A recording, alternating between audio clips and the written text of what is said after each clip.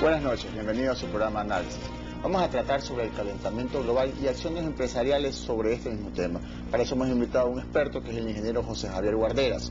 Él es el gerente general de Sambito, una compañía especializada en la regulación ambiental. Él también es parte del Fondo Nacional Ambiental y también del Consejo de Desarrollo Sostenible.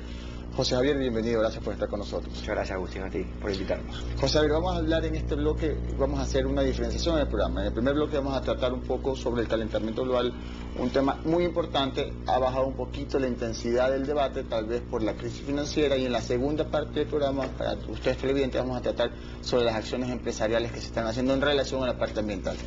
José Javier, cuéntanos un poco primero qué es el calentamiento global. Ok, muchas veces trato de utilizar una comparación que permita entender fácilmente qué es el calentamiento global.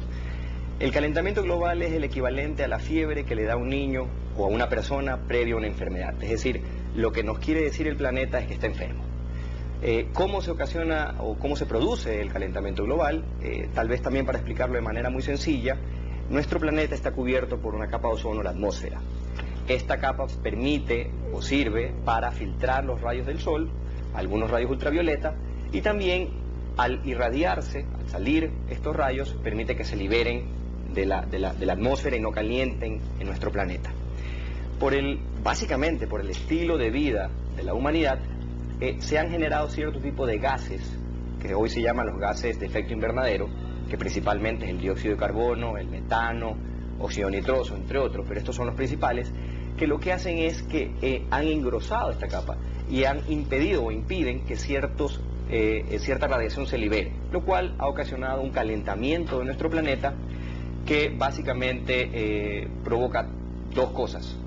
Una es, al calentarse el planeta, aumenta la temperatura. Correcto. De hecho, científicos dicen que la temperatura en el último siglo ha aumentado en el planeta en promedio en 0.75 grados, lo cual provoca, por un lado, sequías, por un lado provoca la reducción del agua para poder consumir, pero paradójicamente el calentamiento global también genera lluvias intensas e inundaciones. Lluvias intensas porque al mismo tiempo, al calentar los rayos del sol, los océanos, eso genera una evaporación y la evaporación genera lluvias torrenciales.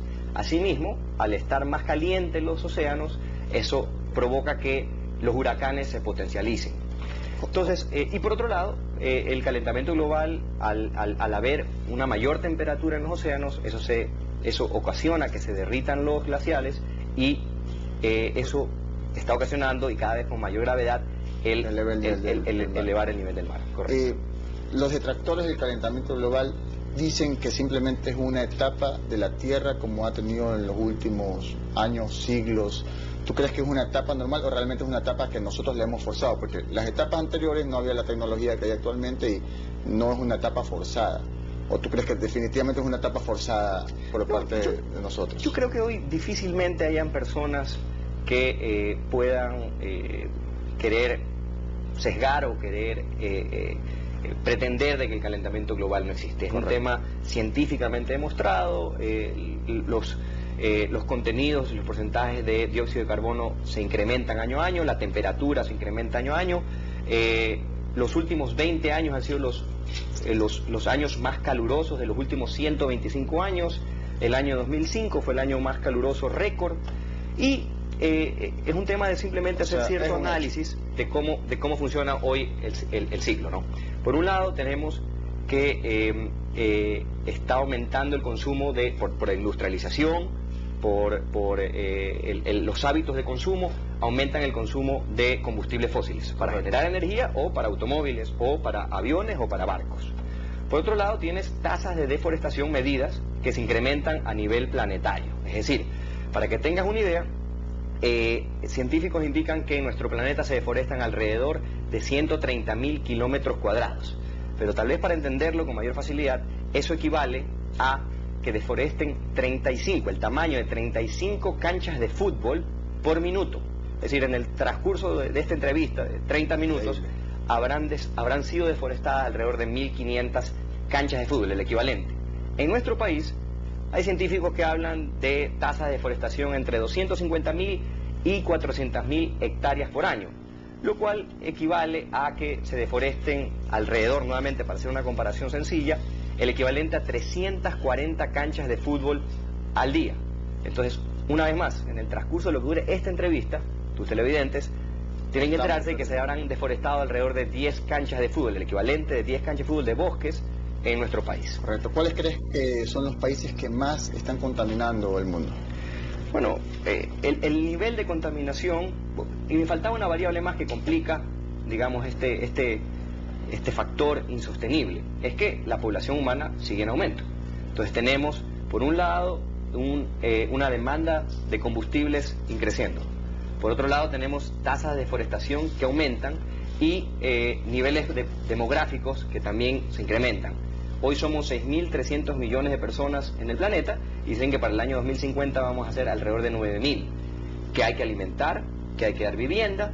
Entonces, el modelo actual es insostenible. Correcto. Es insostenible porque si tú estás haciendo un análisis en el área que necesitamos para poder habitar, el área que necesitamos para poder alimentarnos, pero por otro lado estamos hablando de que el calentamiento global está generando incremento o crecimiento de los desiertos, de áreas que no van a ser posibles cultivar. El nivel del mar está aumentando, lo cual va a provocar que las ciudades retrocedan. Entonces va a haber menor espacio para producir y para habitar. Entonces este es un círculo vicioso que si no hacemos algo hoy, definitivamente las consecuencias que hoy algunos viven más que otros, es decir, en algunos países el problema del calentamiento global y sus consecuencias en catástrofes naturales se viven en carne propia más que en otros lados. Definitivamente no son cosas de ecologistas extremos, ni de fantasía, ni de ficción. Es una realidad y lo importante es que entendamos de que esto es un problema de todos, que entendamos que tenemos que hacer algo ahora y hacerlo ya, porque no nos va a permitir el hablar ese trillado discurso de que las no consecuencias, la no conservación ambiental nos va a pasar la factura a las futuras generaciones. Eso es falso. Correcto. Hay un tratado, el Tratado de Kioto, no me acuerdo, fue firmado hace unos 10 años aproximadamente. Se dice que en este año o el próximo año va a haber una reorganización del tratado. Tal vez no cumplió las expectativas a nivel mundial. ¿Qué opinas tú del Tratado de Kioto? ¿Ha cumplido para lo que fue diseñado?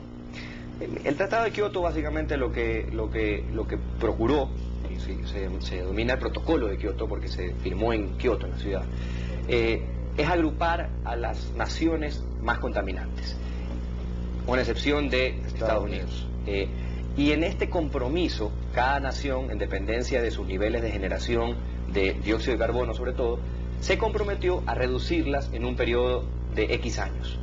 Al no reducirlas en un periodo de X años, este protocolo concebía de que se impongan multas por cada tonelada de CO2 que no reduciste. Correcto. Entonces, finalmente, esto creó un mercado de valores, un tema financiero.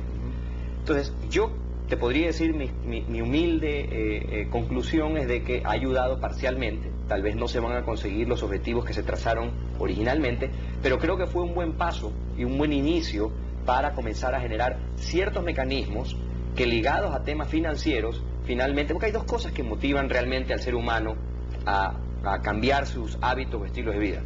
Uno es el instinto de supervivencia, es decir, el instinto de supervivencia, cuando tú sientes que tú estás amenazado, que tu vida o la de tu familia está amenazada, eso te puede a cualquier cosa. Y por otro lado, cuando te tocan en el bolsillo. Entonces, seguramente algunas personas y en algunos países, estas dos motivaciones van a llegar en momentos diferentes. En un lado, llegarán, te aseguro que la gente que vive en New Orleans, que vivió un Katrina, los va a motivar el no volver a hacer cambios para no volver a vivir lo que vivieron. Correcto. Y en otro lado, seguramente donde ya hay escasez física de agua, en países donde hay escasez, hoy en día en el mundo hay más de 5 países donde hay escasez física de agua. Entonces, donde conseguir un galón de agua para poder tomar ya les cuesta mucho dinero, porque ya no solamente el costo, hoy lo que pagamos nosotros en nuestras casas por el consumo de agua es el valor de la extracción, tratamiento, filtrado, transporte y que finalmente tú abras la llave y la tengas disponible. Pero no hay todavía un valor del agua como commodity. Va a llegar un momento seguramente que el agua tenga un valor